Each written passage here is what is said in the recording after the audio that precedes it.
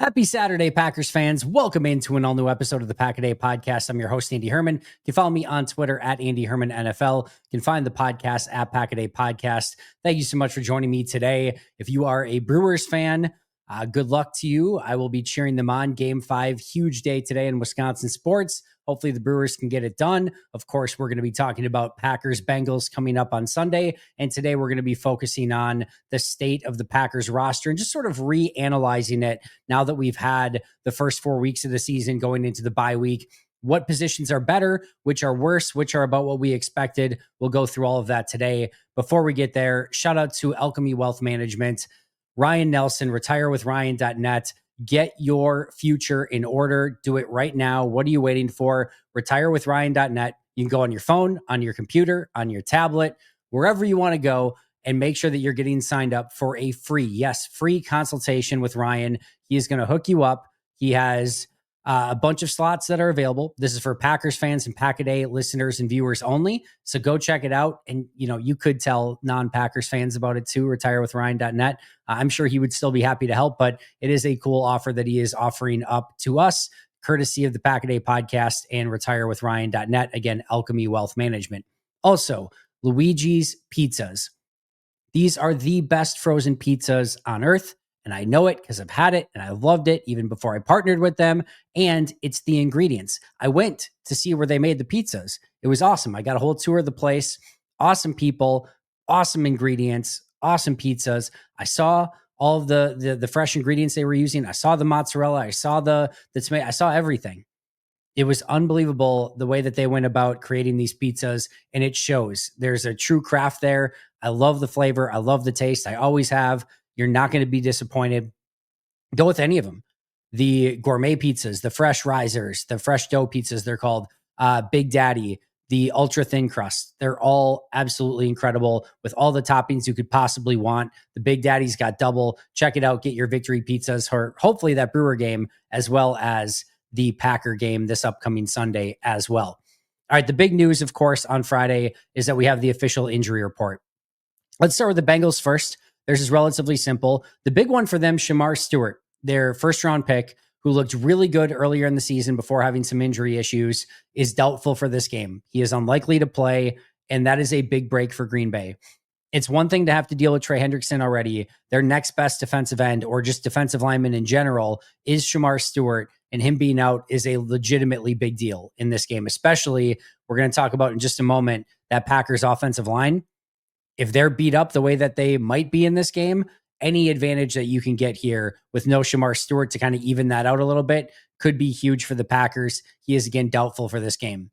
Questionable, Lucas Patrick, Matt Lee, Dylan Fairchild, 3 offensive linemen. So the Bengals have some offensive line woes. This is mostly depth. It's not a huge issue, but we'll see if any of those players play. The big one, though, is Jamar Chase. Jamar Chase is questionable for this game. However, it is with an illness. I would assume it would have to be something pretty freaking brutal for Jamar Chase not to play in this game. I would assume that he would play. Obviously, if it's something that is really, really bad, maybe it's not, or maybe he's not himself. But I would expect Jamar Chase to be pretty darn close to Jamar Chase. He'll get an IV before the game and everything like that. Probably be pretty close to 100% for this one. But slightly worth monitoring as we get closer to game time, but I would expect Jamar Chase to be a go in this one. So the big one here for Cincinnati, of course, is Shamar Stewart. From a Packers standpoint, 3 players are out for this game: Christian Watson, Devontae Wyatt, and Anthony Belton.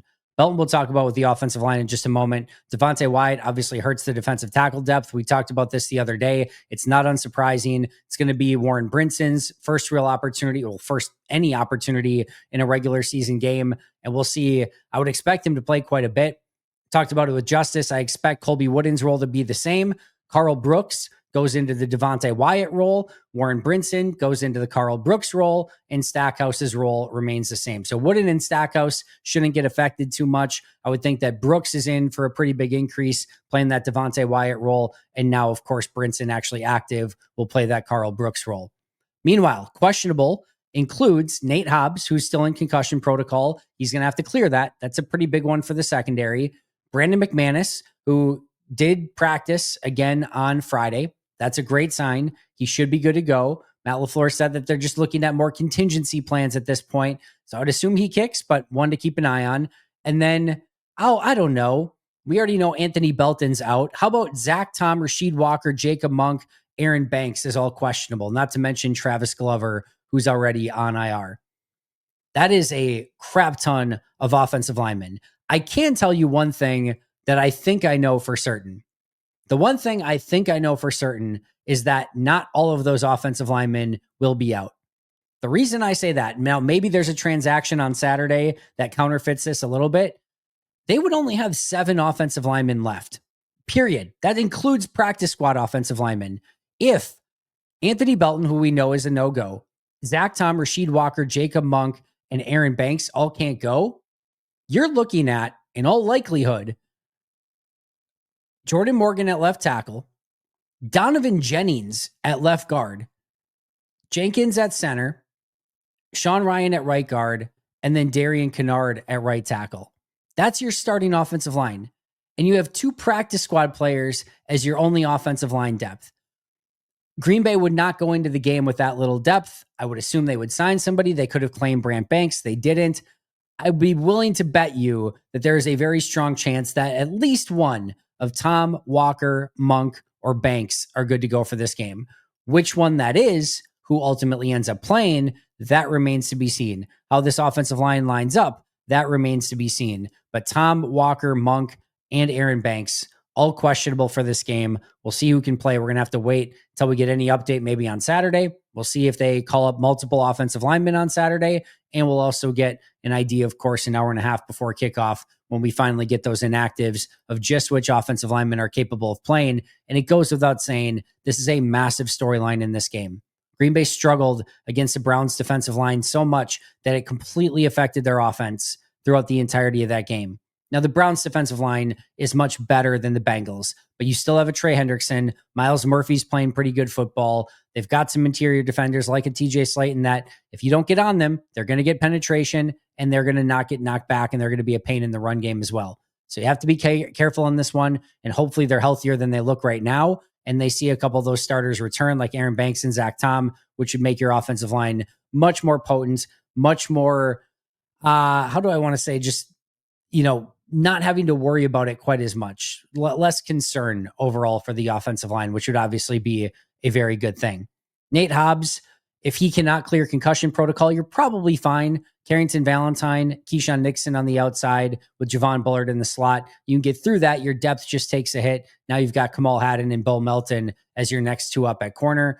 And then if McManus can't go, I'm sure they're going to make some corresponding move on Saturday that would allow them the opportunity to call somebody else or have somebody else active on Sunday if need be. But we'll see. If not, then they clearly just feel 100% confident that he's going to be good to go, which would be great news for Green Bay. The last thing they need is Brandon McManus not being able to go and have to rethink the entire kicking situation in this particular game.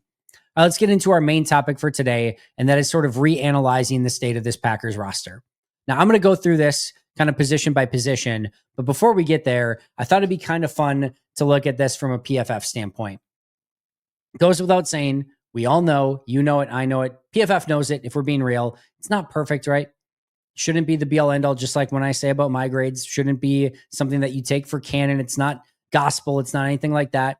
Just an opinion, but it's interesting nonetheless. And I will say this, for whatever flaws PFF has, which they have them, just again, like I have mine, it is a consistent grading system that is used all throughout the league. So not perfect, but it's at least an interesting litmus test, if nothing else. And it gives you better, a better feel than some of the box score or anything else you can kind of get anywhere else. So while it's not perfect and it's flawed, it still is interesting nonetheless. So here's where the Packers starters and a couple others rank right now through PFF's grades. Jordan Love has an 82.6 grade, which is good for 5th best quarterback in the league. That's pretty good. Josh Jacobs is 76.1, 9th best running back. Maybe not quite as good as he was last year, but still a top 10 running back in the league. Wide receiver is the interesting one.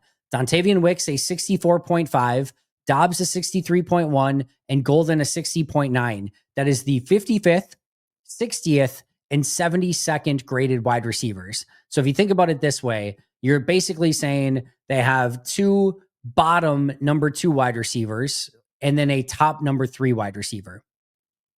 That's kind of the best way to look at that. So They don't have a number one. They don't have a top number two. They have two bottom tier number two receivers and a top tier number three in Wicks, Dobbs, and Golden. That's where they rank so far. Tucker Kraft is a 69.5 grade, good for 15th at tight end, so a middle tier tight end. Their offensive tackles. This one's really interesting. Rasheed Walker has a 57.6 grade, good for 48th overall. Darian Kinnard. Yes, Darian Kinnard has a 77.6, right around Trent Williams, good for 11th best offensive tackle so far.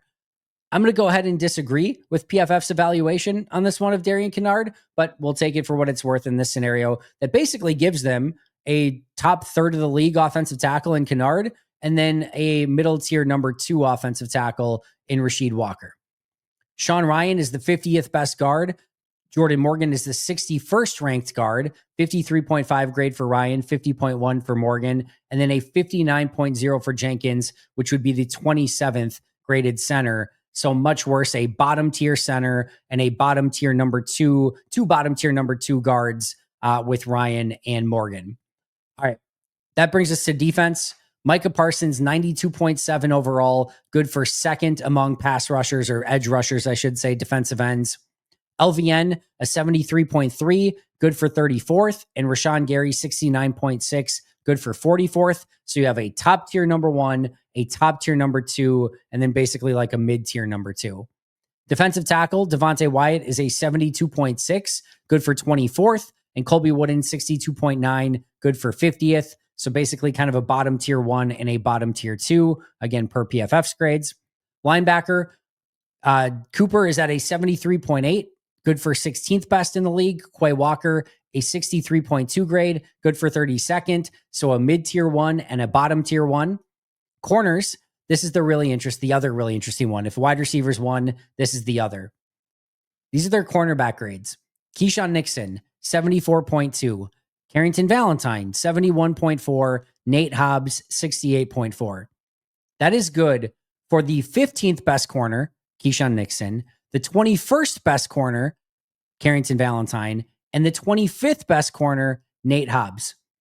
3 number one corners. So all of this talk of you, Green Bay not having a number one corner and not having starters and you being all concerned, PFF has them all as number one corners, and all 3 of them in the top 25 of corners in all of football so far. Like I said, no grading system is perfect. I'll just put it that way. But an interesting grading for all 3 of those. Would you not say? I would certainly say so. Safety, Evan Williams, a 73.1, good for 17th overall. And then Xavier McKinney, a 60.1, good for 49th overall. Basically a mid-tier 1 and a mid-tier 2. That's where PFF has them all graded. So again, just to recap it quick, Jordan Love, 5th best quarterback, Josh Jacobs, 9th best running back, Wicks, 55th receiver, Dobbs, 60th receiver, Golden, 72nd receiver, Kraft, 15th, Kinnard, 11th, Walker, 48th, Rasheed Walker, that is. Ryan is the 50th guard. Morgan is the 61st ranked guard. Jenkins is the 27th center. Mike is the 6th best edge defender. LVN, 34th, Gary, 44th. Wyatt, 24th at defensive tackle. Wooden, 50th at defensive tackle. Cooper, 16th at linebacker. Quay, 32nd. Nixon, 15th. Valentine, 21st. And Hobbs, 25th, with Evan Williams being 17th at safety and Xavier McKinney being 49th at safety. Those are PFF grades. Hey, Packers fans, it's time to get our sleeper picks in for Monday Night Football in Week 6. Bears, Commanders. This should be a fun one. We get to hate watch the Bears and hope they lose and everything like that, which should be really, really fun. But I'm going very quarterback heavy in this one. I'm going Caleb Williams, fewer than 230.5 passing yards, but more than 24.5 rushing yards. I think he's going to scramble a lot in this game. I think he's going to get to those rushing yards, but I think he'll fall short on the passing yards. Meanwhile, Jaden Daniels, the exact opposite. I expect him to be able to throw the ball in this one for more than 215.5 passing yards. Meanwhile, I think the Bears will really try to basically keep him in the pocket and make sure he cannot win with his legs. So I'm going fewer than 43.5 rushing yards. There's a lot of reasons I love sleeper, but look at this one. You can see the contest here, a $5 entry with the opportunity to win $66.23. I'm using one of their profit boosts, which they are awesome at doing, providing you with these extra bonuses and promotions, which makes it really, really fun and it enhances your opportunities when it comes to winnings. Also, right now, but you can get a 100% match on Sleeper by utilizing code PACKADAY up to $100. Again, a 100% match up to $100 by utilizing code PACKADAY. And you can get a free $20 entry, and you don't even need to make a deposit on it. So a free $20 entry with no deposit necessary. A ton of awesome promos over on Sleeper. Make sure you're checking it out. Terms and conditions apply. You can find those on Sleeper, available in over 25 states. Check it out. What the heck are you waiting for? Let's go through. I'm not even going to touch my grades really here. I just want to go through position by position and say where I think these groups are right now. Quarterback, if you're not appreciative of what Jordan Love has done through these 4 games so far, I don't know what to tell you. You're just not viewing this right. If you want to look at PFF grade, if you want to look at my grade, if you want to look at QBR, if you want to look at any advanced metric, Jordan Love is in the top 10 in pretty much everything, and like everything. He's in the top 8 to 6 in almost everything, and in the top 5 in a lot of freaking stuff. He is really, really good. He's playing really well. And yes, there was a bad interception, which I tip my cap to the defense on that particular play. Jordan still has to see it, not absolving him entirely. But I overall, through 4 weeks, am thrilled with the way that Jordan's playing. And again, PFF's 5th graded quarterback. Really, really impressive through the first 4 weeks of the season. If you thought that this was going to be better from Jordan than what it's been so far, your expectations were just way too high, like unreasonably high. And I'm not saying he's perfect or infallible or anything like that. This is a really good quarterback. This is a really, really good quarterback. And you have to appreciate what he's done so far. So this, to me, exceeds my expectations. Obviously, we have not had to see any other quarterbacks, and hopefully that remains the case. And Jordan Love can be the one quarterback that we see all throughout the season, but a great start for Jordan. Feel good about where the quarterbacks are at right now. Running back's interesting. Josh Jacobs has been, I would say, slightly worse than he was a season ago. I still put that primarily on the offensive line and far less on Jacobs. There's, again, maybe 1 or 2 runs that I would say maybe Jacobs could have done something better with. He's running really well. He's running hard. He's breaking tackles. He's elusive. I still see everything. There's just nowhere to go. Like, it's one thing if somebody's getting into the backfield and you have an escape route. He's making that guy miss, and there's just nowhere else to go. There's guys everywhere. The line has to be better in order for Jacobs to play better. So, yes, he's 9th or whatever, but I still think he's very similar to where he was a season ago.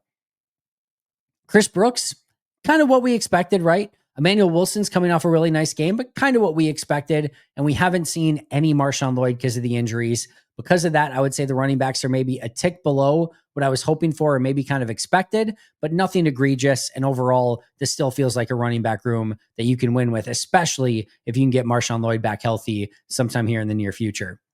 Wide receiver, I would say, is tough to evaluate, mostly because of Jaden Reed going out. I think if Reed's healthy, he had an 88 something grade for PFF. If he kept that, he would have been, in that top group of wide receivers. But without Jaden Reed, it does feel still a little bit like, they're fine. They're fine. They're good. They're okay. It's not bad. I still would like to see a little bit better separation, a little bit more playmaking. Doesn't feel like Golden and Love are quite on the same page yet. I think Wicks could even get more involved. I would like that. Dobbs has had a pretty good start to the year, but it's not, again, it's not like a 1A tier wide receiver or anything like that. It feels fine. And I'm excited that Watson's coming back. I think Golden's going to continue to get better. And I will love when Jaden Reed gets back. I have no concern here at wide receiver. I would say it's slightly below what I was expecting and kind of hoping for. But a lot of that is due to, of course, Jaden Reed not, going out and Christian Watson not being back quite yet. I think those 2 injuries, when they get them back, will take care of itself. And then I think these wide receivers, especially Matthew Golden, Savion Williams, are going to continue to improve over time as well. Tucker Kraft, I would say a little bit less than expected, just because I kind of already expected like a top 5 tight end. I had high expectations for Tucker. He's playing really good football. I don't have any concerns of where Tucker's at.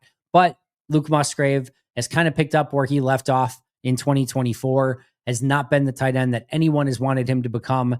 And now to the point where the open discussion is, should he be the number 3 tight end? Should he be inactive on game days? Like, these are more interesting questions at this point because Musgrave has not had the impact that any of us were hoping for.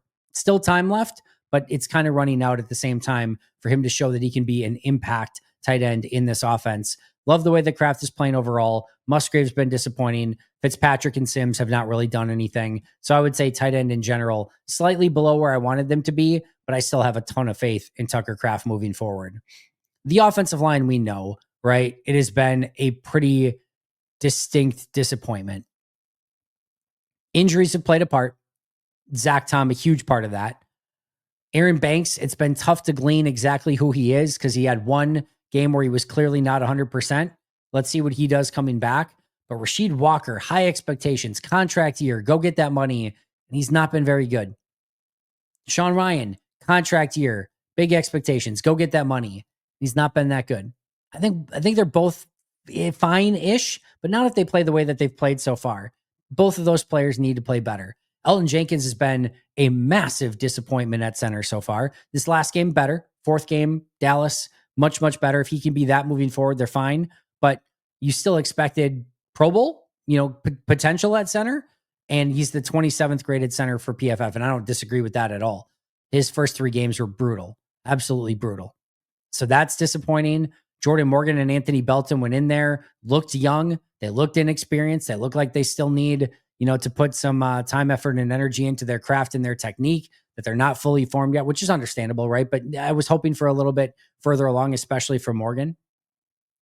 So yeah, just where this offensive line is at right now is disappointing. I think that's the biggest issue right now, where the offense hasn't been able to be quite as consistent. I know they just put up 40, and I know they put 27 up the 2 games to start the season, but I think their offensive line is still a pretty big concern. And I hope with the health of the team coming back, again, hopefully Zach Tom, Aaron Banks are playing in this one and gelling along that offensive front, playing more consistently. We will see better football, but we have to see it, or that is going to be a pretty significant issue come playoff time.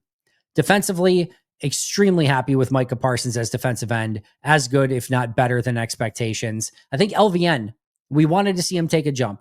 He doesn't look like a top 15 pick, an all-pro or Pro Bowler, things like that, but he's taken a jump. He looks really good out there. He is definitely contributing. And quite frankly, he's kind of looked like the second best defensive end so far, which then brings you to Rashawn Gary, where he's been fine, but for somebody that's getting kind of paid as a number 1 defensive end and now doesn't have all the responsibilities of a number 1 defensive end because Micah Parsons is taking that all on himself, my expectations for Gary go up pretty exponentially.